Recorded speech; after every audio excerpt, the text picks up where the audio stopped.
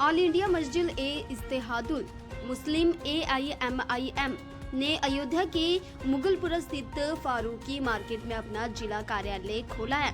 इस मौके पर प्रदेश अध्यक्ष शौकत अली साहब ने उद्घाटन किया। इस दौरान पार्टी के जिला अध्यक्ष शोएब वारसी राजू और सेंट्रल संयुक्त सचिव रेहान सिद्दीकी, महानगर अध्यक्ष शाकिर अंसारी और कार्यकर्ताओं ने माला पहनाकर व बुके देकर उनका भव्य स्वागत किया।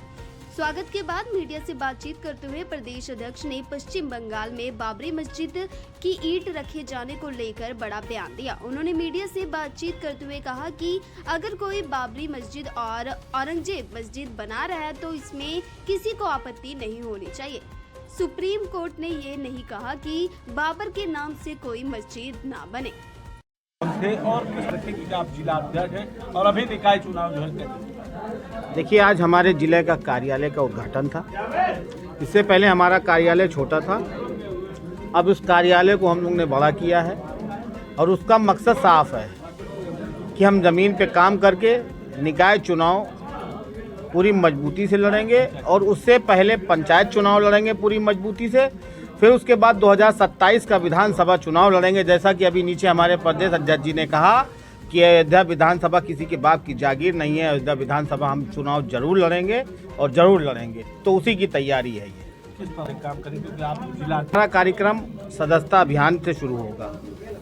हम सदस्यता अभियान हर वार्ड में लगाएंगे, हर क्षेत्र में जाएंगे, संगठन को मजबूत करेंगे, लोगों को पार्टी से जोड़ेंगे, पार्टी की विचारधारा को लोगों तक पहुँचाएँगे और जो नाइंसाफ़ी अब तक इस देश के अंदर मुसलमानों और दलितों के साथ हुई है उन चीज़ों को बताने का काम करेंगे। और अभी तक जो पार्टियां हम मुसलमानों को इस्तेमाल करके वोट लेती रहीं और इल्ज़ाम हम ही को देती रहीं, बीजेपी का डर दिखाती रहीं, अब वो डर नहीं चलेगा। इंशाल्लाह 27 में मस्जिद इत्तेहादुल मुस्लिमीन का दिन है। इंशाल्लाह करता बस आज से जुट जाएंगे, इंशाल्लाह डोर टू डोर जाएंगे और सबको एक साथ लेकर चलने का काम करेंगे। जिसका भी कोई भी काम होगा, दुख मुसीबत सबके साथ हर सुख दुख में खड़े होने का काम हमारे पार्टी के कार्यकर्ता करेंगे मिलके।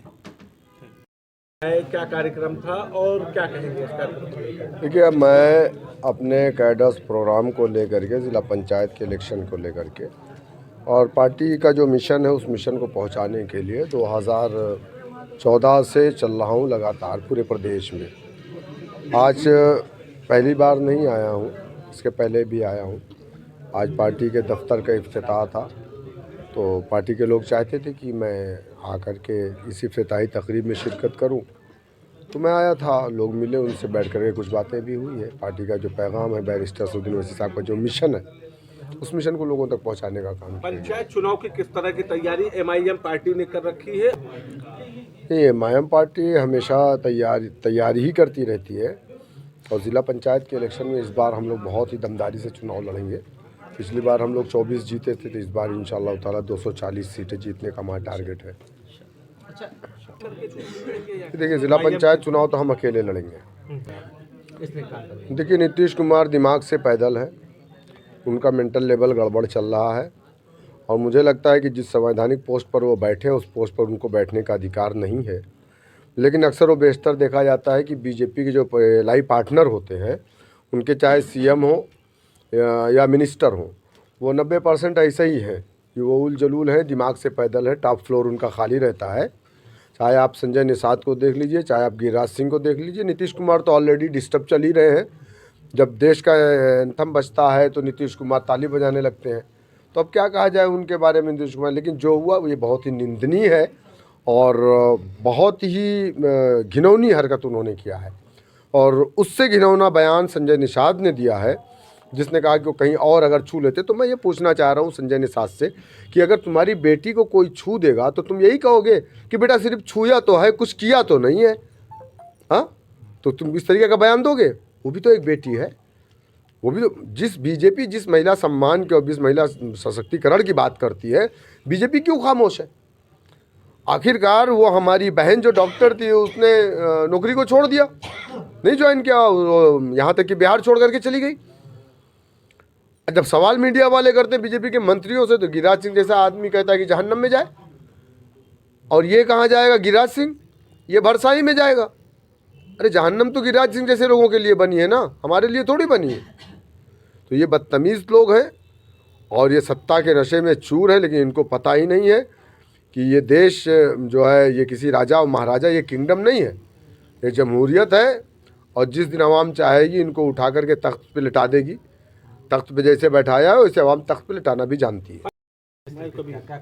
हुमायूं कबीर को मैं नहीं जानता। देखिए, बंगाल की सियासत मुझे पता नहीं है, मैं बहुत छोटा सियासतदान हूँ।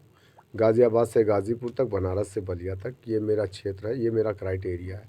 उत्तर प्रदेश के हवाले से अगर आप कुछ पूछेंगे तो मैं बता सकता हूँ। बाकी मैं कहाँ क्या बन रहा है रह गया कि अगर कोई बाबरी बना रहा है, कोई औरंगजेब मस्जिद बना रहा है तो किसी को आपत्ति नहीं होनी चाहिए, क्योंकि सुप्रीम कोर्ट ने अपने फैसले में ये नहीं लिखा है कि बाबर के नाम से कोई मस्जिद नहीं बन सकती। अगर मेरे बेटे का नाम बाबर है तो क्या मेरे बेटे को जेल में डाल दिया जाएगा, या उसकी गर्दन को काट दिया जाएगा, या उसे गोली मार दी जाएगी, या ये हिंदुत्व फोर्सेस जो है उसके घर पे चढ़ाई कर देगी? बहुत सारे लोगों का नाम बाबर है, बहुत सारे लोगों का नाम बाबर है, तो आप क्या करोगे? बाबर एक नाम है। हाँ, क्या कर सकते हैं? ये सुप्रीम कोर्ट ने अगर इस तरीके का कोई फैसला सुनाया है, या सरकार को फिर सरकार ये तय कर दे कि क्या क्या नाम रखना है, क्या क्या नहीं रखना है। आज एमआईएम